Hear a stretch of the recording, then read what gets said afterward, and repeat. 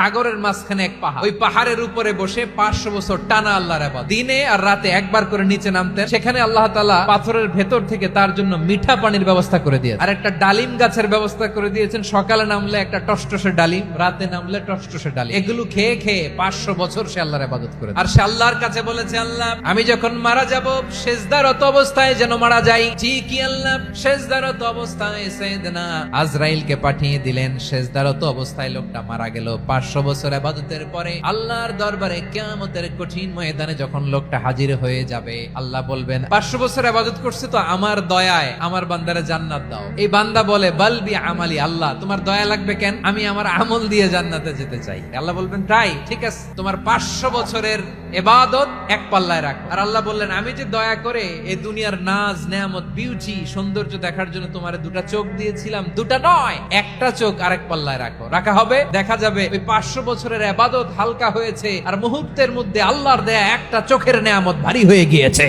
আল্লাহ বলবেন তোমার কথা মতো মাপ দেয়া হলো, এবার ফলাফল দেখো, হিসাব বলে তুমি এখন জাহান্নামে যাবা, go to the hell fire. এবার লোকটা কাচুমাচু করে বলে আল্লাহ আমি বুঝতে পারি নাই, খেয়াল করি নাই, তুমি আমারে ক্ষমা করো, তুমি আমারে মাফ করো।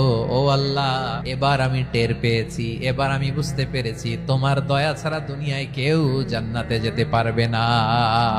আল্লাহ বললেন ওরে গোলাম, এই সাগরের মধ্যে লোনা পানি লবণের পানি মুখে দেয়া যায় না, সেখান থেকে আমি পাহাড়ের ভেতর থেকে মিঠা পানির ব্যবস্থা করে দিলাম। ওই জায়গায় তোরে রিজিকের বন্দোবস্ত করলো কে?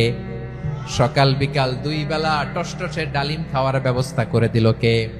তোর আবদার ছিল আল্লাহ আপনি আমারে সেজদারত অবস্থায় রুহু কবজ করবেন, তোর শেষ আবদারটাও পূরণ করেছে কে? ও গোলাম, আমার রহমতের তুলনায়, আমার নেয়ামতের তুলনায় তোর 500 বছরের ইবাদতের কোনো ওজনই হবে না। গোটা বিশ্বের কেউ কোনোদিন আমার জান্নাতে ঢুকতে পারবে না আমি আল্লাহর দয়া ছাড়া। জিবরাইল আলাইহিস সালাম বিশ্বনবীর এই লম্বা হাদিসটা যখন শোনালেন, আমি যা যা বলছি এটা বিশাল এক হাদিসের অনুবাদ। বললেন ইয়া মুহাম্মদ, এই দুনিয়ার সবটাই চলে আল্লাহর রহমত দিয়ে। হাদিসের শেষ কথা, সব চলে আল্লাহর কি দিয়ে? তখন বিশ্বনবী সাহাবাদের বললেন ও সাহাবারা শোনো, আল্লাহর জান্নাতে কেউ কোনোদিন প্রবেশ করতে পারবে না তার রহমত ছাড়া।